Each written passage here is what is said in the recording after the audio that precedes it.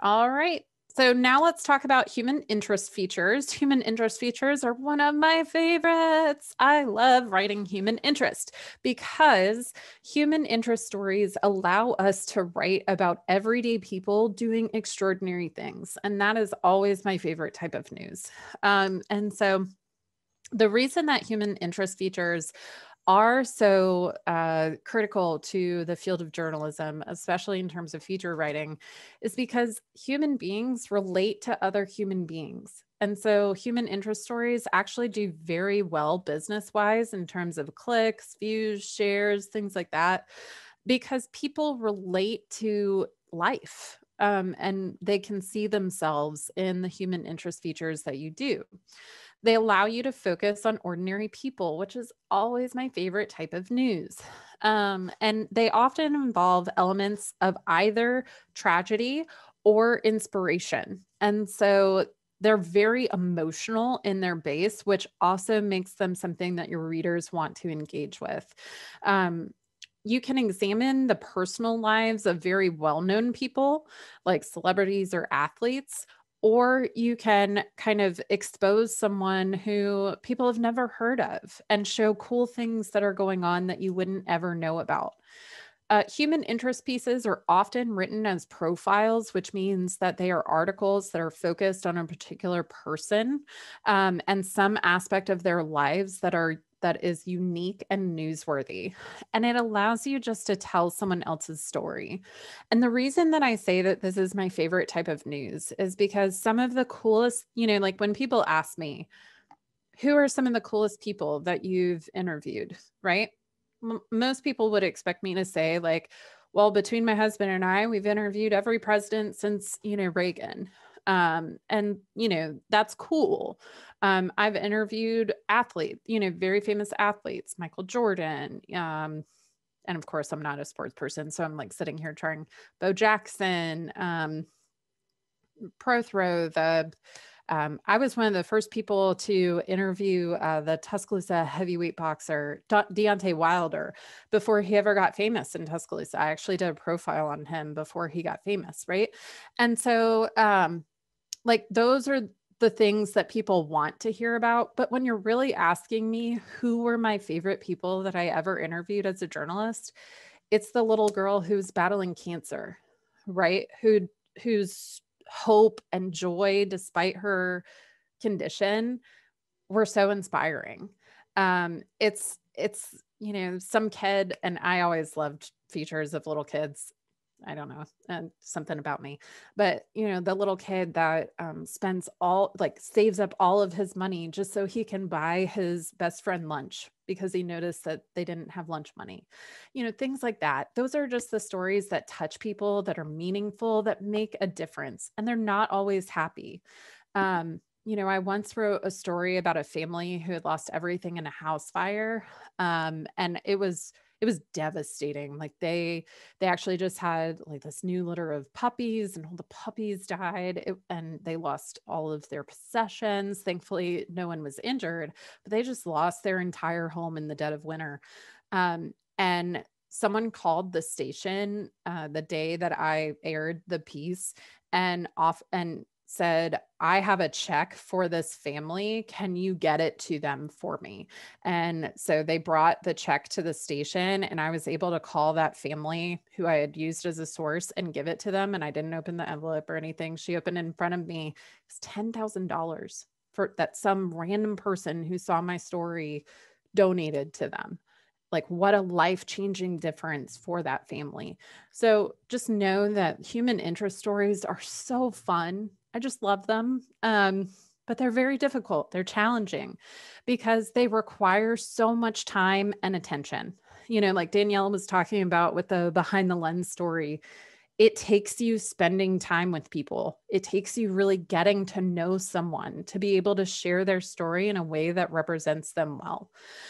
Reporters need to immerse themselves in the story. Often, especially pre-COVID, I would assign these as you need to go spend the day doing something with your source so that they can show you their lives. Now, that's not necessarily an element I'm going to require now because I know that we're social distancing and things.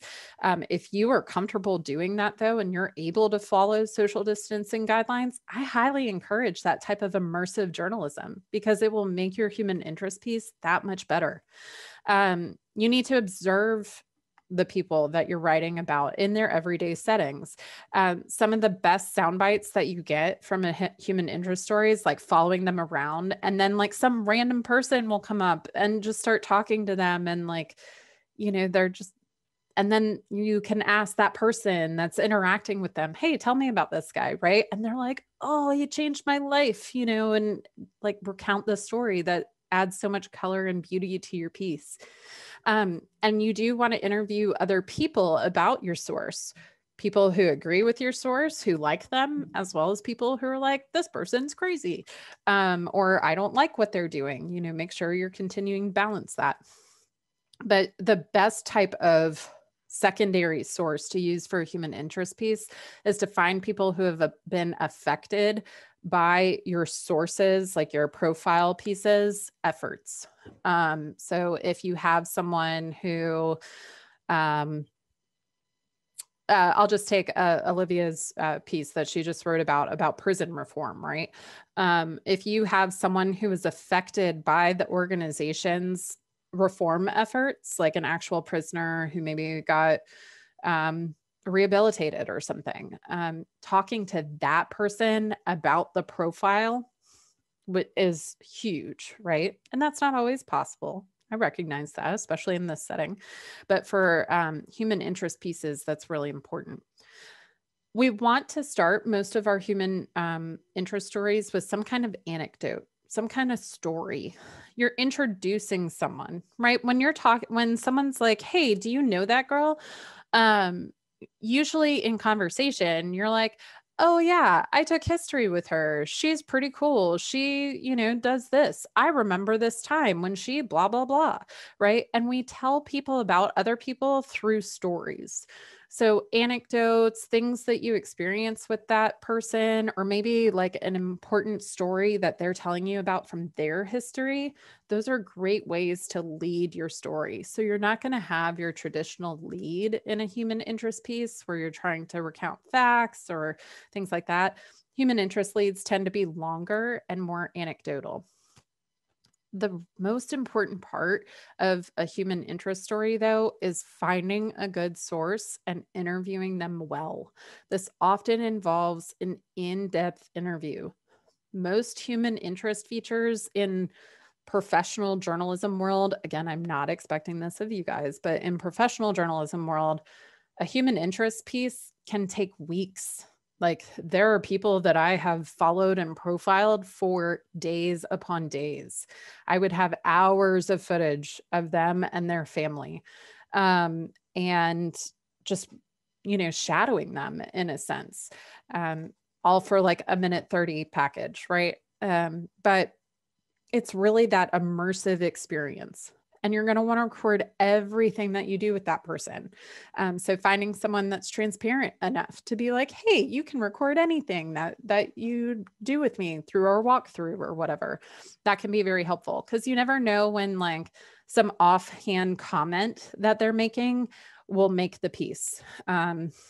I always like featuring artists, for instance, and then having them explain their art to me. Like we'll go into their gallery or whatever. And I'm like, what's this piece? And while the recorder is going, they'll start describing this piece, where it came from, what inspired them.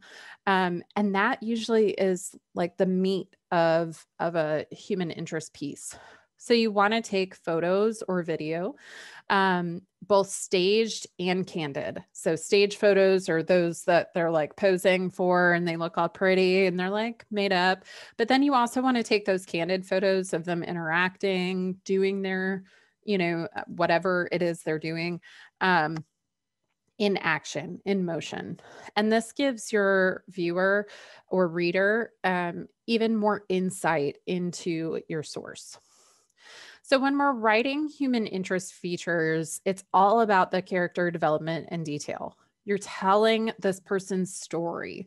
And that's kind of a big responsibility, you guys. Like to tell someone else's story, that's an honor that a source is giving you as a writer.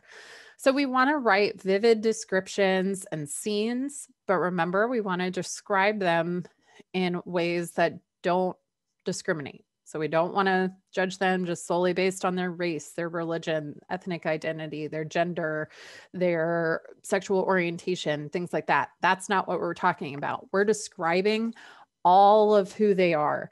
Now, sometimes that might involve describing the intersectionality of their identities. Like if you're talking to someone who is specifically working in disadvantaged communities because of their own experience as a member of those disadvantaged communities, then of course that's going to be important to share, but that's not all that that person is, right? We also want to find the emotional connection. Emotions are really important for feature stories.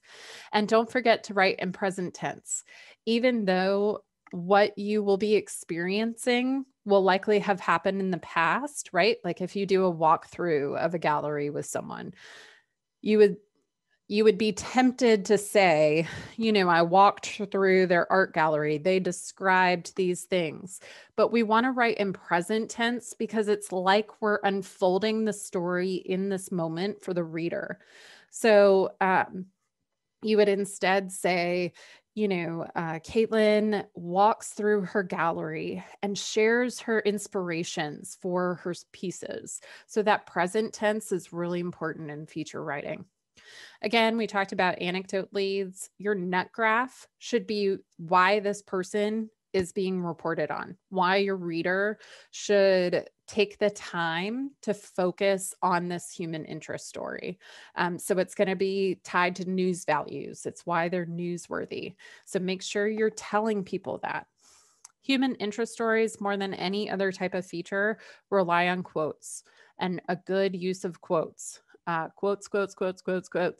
But like I said, you may have really long interviews. In fact, I encourage you to do longer interviews with your human interest source.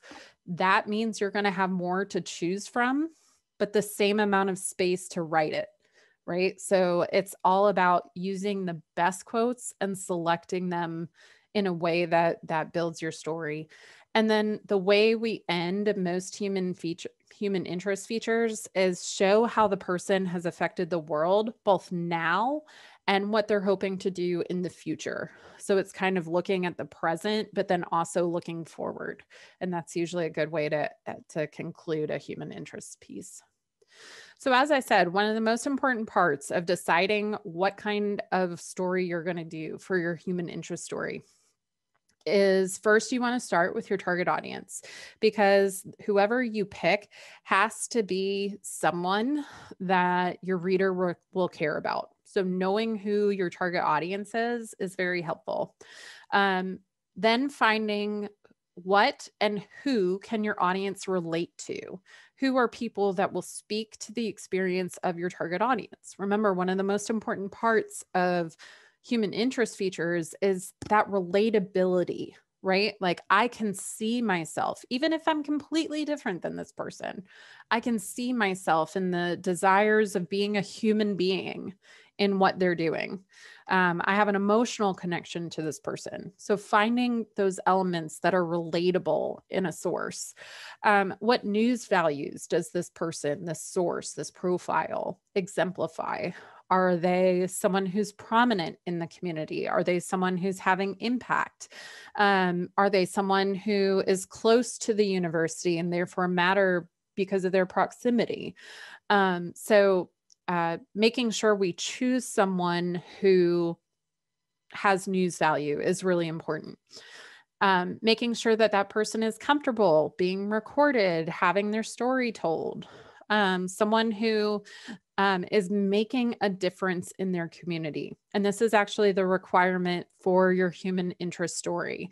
I don't care how you define that, but you need to prove to me that this is someone that is making a difference in their community. They could be making a difference through a social movement. They could be making a difference through their artwork. They could be making a difference through their research or their teaching, or, multiple ways to interpret that. But that's the idea. people who are making a difference to their local community. If you're not at Montevallo, you don't have to write about Montevallo. So if you're remote this semester, you can, like Victoria's in Hoover, for instance, you can write about someone making a difference in Hoover, or you can write about someone in Montevallo too. Just make sure that person is making a difference to a local community. Okay. It needs to be someone you don't already know. So it can't be your BFF, can't be your sorority sister that's told you this really cool, unique thing. I want you to get familiar with being comfortable, being uncomfortable with people you don't know as sources, because most human interest features are those of you trying to share someone's story after you meet them for the first time. And actually, your writing improves when the source is a stranger, because it allows you to introduce your reader just as you've just been introduced to this person. Where if I were interviewing my best friend, I have so much background knowledge that I might have a hard time introducing that person to my reader without getting that background knowledge. Does that make sense? So like, I really want to, obviously I won't know if you know that person or not. I don't know you in your life, but I really, really encourage you, don't pick people you already know. And I don't want us doing sports human interest features, only because they're a different brand of human interest, right? So this is a news human interest feature. Now, the person that you use for a profile can be an athlete. That can be a member of their identity, right?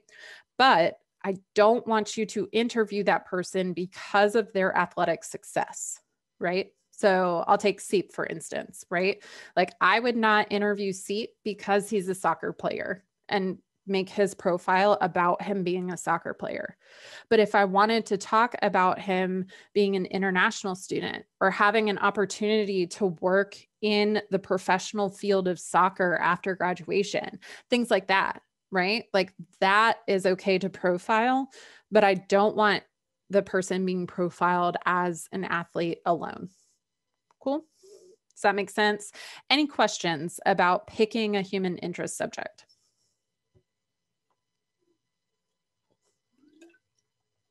Cool. All right, so let's show some examples of human interest pieces. Now, I will say I'm a huge fan of Steve Hartman. If you have never seen the Steve Hartman Everybody Has a Story pieces, they're my all-time favorite broadcast stories. He worked for CBS News. He did this series from 1998 to 2004. And when it went off air, I nearly cried because these are just awesome profile features. Okay, so here's what he did. He went to his news director and he was like, hey, I'm literally going to throw a dart at a map of the United States. Wherever it lands, I have to go. And he went to that city, wherever it was, Podunk, wherever. He went to Alaska once and they had 12 people and their phone book was a single sheet of printed paper. And then he would go, and this was back in the age of phone books, right? Which may be why it stopped in 2004. But he would go into the phone booth of the local city he was in, flip open the phone book and randomly point to a person. And he would call that person. And if they answered the phone, he had to do a human interest piece on that person because everybody has a story. And you as a journalist have the ability to tell that person's story. So here's an example of one. Come on, man. Can y'all hear it? Keep moving. That's it. Slow and steady does it. The Oregon Trail Interpretive Center shows what life was like for the first settlers in Baker Valley. Keep the pace up, Johnson. And how I wish those pioneers were still here today. Here's the exciting part. Because I could have used a good team of oxen to pull a story Eric Colton. out of this covered wagon. You're not the most outgoing guy. No, Talk about You don't difficult say a whole lot. sources. I'm awful shy. Like 1 or 2 word answers kind of thing. Yep. Chatty cowboy here Chatty Am I supposed to cowboy. look right into that thing? No. Oh, lives on a 4,000-acre ranch with his equally camera-shy wife, Darcy, their daughter, Shelby, and their son, Talon, who they swear was not adopted. Eric and Darcy met in school, and true to form, You realize how strange this is going to sound to most people? I know. he proposed I guess it would. on the phone. What about a ring? What'd you do with the ring? so, You what? I sent it in the mail, Uninsured. Romance. but she got it. Yeah, she got it all right. The letter folded in the box said, "Howdy." He starts every letter, "Howdy. How's my fiance?" I should probably explain. Eric isn't that shy. He was just never around here. After high school, he joined the Marines, lived in California, Japan for a while, came home briefly to get married. Yes, he did see her for that. But then left again on a 7-month tour of duty that gave him the story of his lifetime. But I think probably every day. Sometime a day I think about it. Eric fought in the Gulf War and was one of the first ones in to liberate Kuwait. In some of the villages they had women and men just murdered right there in their lawns and still laying there. For a guy who's not a big talker, this is perhaps his toughest subject. And yet, to really know Eric, all you have to do is stop for a minute and look at the flag. Look at how he placed it so prominently in the center of his yard. I'll sit out here on the deck and watch it. It's a good sight. This is a guy who joined the Marines, not as a career or to learn a trade. His reason was that plain, old-fashioned one. I feel it was my duty. And maybe that's why. If you ever go to the George Bush Library in College Station, Texas, if you go into their Gulf War exhibit, you'll find there, encapsulated in mylar, preserved forever, a letter from a soldier that begins, "Mr. President, howdy." The library picked that letter over the thousands of others sent by soldiers because they say it was one of the most sincere and simple. "We will not let the American people down," Eric wrote. "As a United States Marine, Mr. President, I promise you and the rest of the country, we will win this one." I've never been a big believer in you had to talk to get across to somebody. It's what you do for them, or certain things you do. It's just as good as words. And that's how even a quiet man can speak for a nation. Steve Hartman, CBS News, Baker County, Oregon. Y'all, I love Steve Hartman more than words can express. So obviously that is a beauty of storytelling, where you can take someone who barely speaks full sentences when you ask them questions and really find their story. But this is an ordinary person. But when you dig down deep, you can find the extraordinary things about them, right? Here's a little story about, he used to have his mom throw the dart. Fentress County, Tennessee. You never know what you're going to find Here in in the backwoods foothills of Tennessee. the Great Smoky Mountains, I met my match. Okay. I always thought I could find a story in anyone, at least anyone old enough to answer a phone. Piles. But I didn't plan on this. Hello? Trey, Piles answered, which meant I had to try and learn something about life from a 5-year-old. Is it hard? What's this? That's quite a talent. This obviously wasn't going to be easy. Trey is just at that age where he can't sit still no matter where he is. Mama, it's almost over. He has a like-minded brother, appropriately named Chase, and a mom and dad who try and keep up. After church and a quick drink, Trey likes to eat muffins the size of Montana. He's still working on the finer points of soccer and t-ball, but already excels at Nintendo and English as a second Look at that language. controller. The Flashbacks. bestest. But what he's really bestest at is kindness. Every few weeks, Trey likes to give balloons to his grandma. Thank you. Of course, a lot of kids like to give their grandma presents. Come on. But what's special about Trey is that he still does. After the funeral, he walked in a room and just started crying. And that was really hard for me because they were really close. Trey used to see his grandma almost every day. He was 2 when she died, and yet he clearly still remembers. I never say, let's do this. It's always him saying, I want to give my mammy a balloon. I asked Trey if he would show me how you give a balloon to someone who's not here anymore, and he obliged, but didn't take me to the cemetery. Isn't that pretty? Yeah. Because his way of thinking is, why tie it to a tombstone when she's not even there? Why not bring it up here and let her catch it?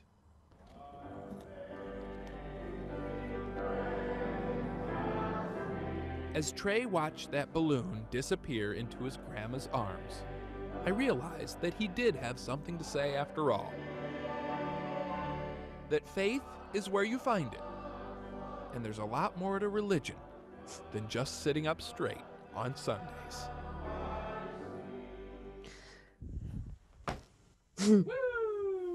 Louisiana. Until then. Oh goodness, the Louisiana, y'all. Now, so I think one of the things that I always loved most about Steve Hartman stories, well, I mean, there's lots of things, but that you can take a person and make a story out of anything. You just have to find that news value, that connection that your readers will care about. The other thing that Steve Hartman does so well is the Hourglass Style, where you can very clearly see a turn in the writing. So think about the veteran story. We think it's like this cute, funny story about this guy who's really shy and he mails his wife, his ring. And then you find out he was a veteran in the Gulf War and the impact that that had on his life. Like, think about that very distinct turn. Or this little boy who just can't control, being crazy. And then he has this like very sweet gesture of faith, right? So finding that turn, that surprise can be really important to a human interest piece too. So again, the everyday people doing extraordinary things. These are just such beautiful stories to me. This little girl's mother passed away. So her bus drivers started doing her hair in the morning. Like, just those sweet gestures, right? This mixes tragedy and hope and inspiration. But then we can also profile people behind a movement, behind those things that are making change in our community. This was a really cool piece that People did about 4 female psychologists who were trying to break stigma in the Black community about mental health. And I thought that they did a really good job with that. I will post these slides so you can click into the links too, by the way. People who are dealing with extraordinary challenges are always great people for human interest. Like this, I'm sure you guys have seen the Humans of New York pieces. Now, these are not like true journalism because they typically just transcribe an interview as opposed to actually storytelling. But I thought it would be a good inspiration for you for finding sources. They just recently did a series on kids with pediatric cancer that was just really beautiful. I actually used to do this for my nonprofits when I worked at the American Heart Association and then at UAB Medicine. I would write human interest pieces quite frequently about people who had benefited from the services of our organization. Now, these are PR pieces, they're not journalism. And so they are very clearly like promoting UAB Medicine, because they're written for UAB Medicine, but the story is still there. This is a really special story about this guy. He met this complete stranger who decided to be a living kidney donor, meaning she donated her kidney while she was still alive to him so that he could live. And then they became like best friends. And it was a really sweet story. The Alabamian does features as well. Like, so this is not something completely outside of your range of abilities to do, I promise. Student journalists really thrive in human interest stories. Some of the best pieces I've ever seen from student journalists are human interest. So people who are living their dreams, like this person who's a UM student who just recently joined the Humane Society staff and talking not only about, this cool new job that she has, but how this is helping her career-wise. You can profile artists, people who are doing exceptional things. This photo obviously is fantastic. It's actually by the artist. But things that can really draw us in visually too are very good. And then people just doing cool stuff. Do you ever just like listen to people talk about things going on campus and you're like, that's so cool? Especially for me, like not being in the Montevallo life very long. There are things that I hear about all the time that professors are doing. That's really cool research, or that classrooms are doing that are really neat and innovative. Some students that are just doing exceptional things. And so I think that we can just work to find these stories